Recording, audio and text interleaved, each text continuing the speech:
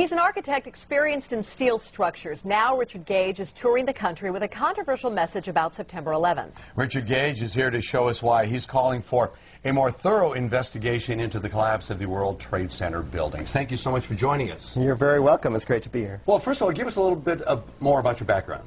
Well, I'm an architect of 20 years, a member of the American Institute of Architects, and have been studying steel-framed, fireproof buildings for about that long.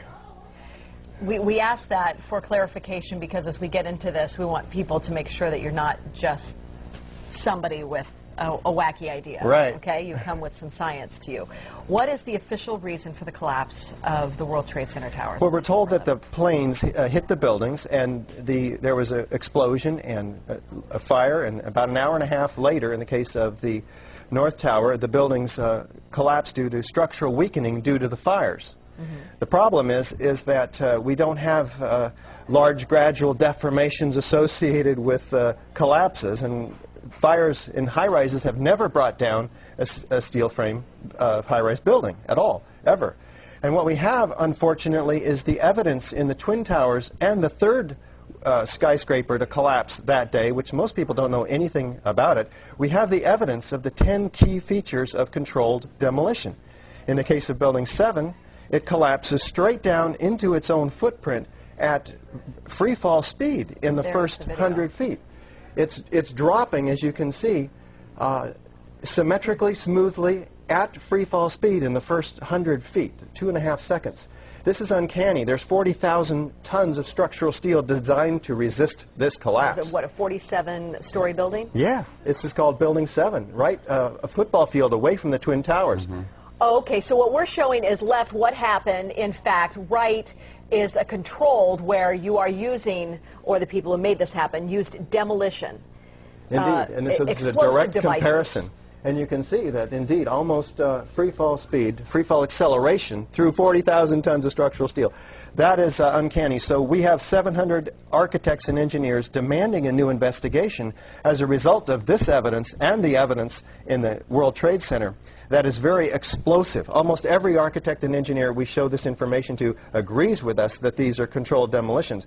If we can get them to look at the information, because obviously the implications of a controlled demolition are dark for our country, because that means somebody besides Al-Qaeda was involved, because these have to be easily 3 of the most highly secure buildings outside the Pentagon. Now, if that was a controlled demolition, would there not be any evidence at the ground level of explosives within the building debris itself, that's the debris that's left? Indeed, and what we find down there is pools of molten iron. What does that mean? Several tons. Exactly. What is that doing there? The first responders see it, the structural engineers see it. It's documented by FEMA, the melting of steel. Normal office fires is what's supposed to have brought these buildings down, along with jet plane impacts. But jet fuel and office fires don't produce molten iron or molten steel. It doesn't begin to melt until 3,000 degrees. But what we have is the fires only produce maybe 1,600 degrees. So what produced all that molten iron? Well, it has in it the chemical evidence of a special incendiary, which is thermite, a high-tech incendiary used to cut through steel like a hot knife through butter. Indeed, in all of the dust throughout lower Manhattan, we have a 4 to 6 inch thick layer of this dust, and throughout it we have evidence of tiny spheres, billions of them, several tons of previously molten iron. Well, how does that happen? If you have molten iron, the byproduct of thermite is molten iron, and it's dispersed throughout all of this dust. Now, you were allowed to go in and get samples and examine it? Oh, there's plenty of dust. A lot of people have this dust, and 4 of these samples have been sent to physicist Stephen Jones, formerly of Brigham Young University. And they find in it not only these spheres, which others have found too, USGS, R.J. Lee, doing toxicological studies. These spheres have iron, aluminum, fluorine, manganese, very unusual elements associated only with thermite. And there's small chips of unignited thermite as well. This is very high-tech thermite, nanothermite. It's not found in a cave in Afghanistan. It's produced in very sophisticated Defense Department contracting laboratories. Okay, well, we have an enemy here. That the finger has been pointed to, that this was the work of al-Qaeda. This was the work of Osama bin Laden, at least to get the planes all going into the buildings and into the field in Pennsylvania and into the Pentagon.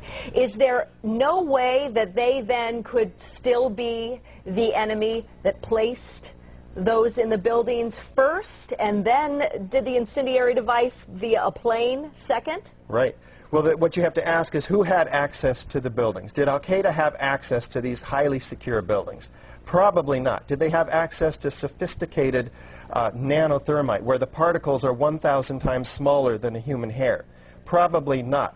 Somebody else has to be investigated, and that's why we have 700 architects and engineers demanding a real investigation. We don't have the whole theory as to how this happened, who did it, why. We just lay out the facts like we did last night in the Veterans Memorial Auditorium, and we demand a real investigation, and they'll find out who, why, how, etc. Okay. Then let me ask you, I'm person X. I want to place something in one of those buildings. Where would I carry it? How big would it be? Is it that visible that I would be spotted by security? Or could I place it in one of my tooth fillings? Yeah. We're talking about several tons of nanothermite and ordinary thermite. One would have to have access through security. So the security company involved for the World Trade Center should be thoroughly investigated. And it turns out to be Securicom, Stratosec. Somebody should look and see who's on the board of those companies. Some very interesting individuals turn out to be. In addition, one would have to have the cover of, say, an elevator modernization, which was, in fact, going on 9 months prior to 9/11, so that there were workers throughout the World Trade Center that had access to the hoistway, which is immediately adjacent to the core columns and beams in the building. You're not trying to freak out the country, but you can't help but feel a little freaked out by this. Yeah, you're getting it. Yeah. And, of course, this is something we want to talk with you about a whole lot more, and we're out of time. But we do have a great deal of information on our website, knph.com. Thank you very much for your time today. You're so welcome. Thank you for opening up a lot to think about. We'll be right back.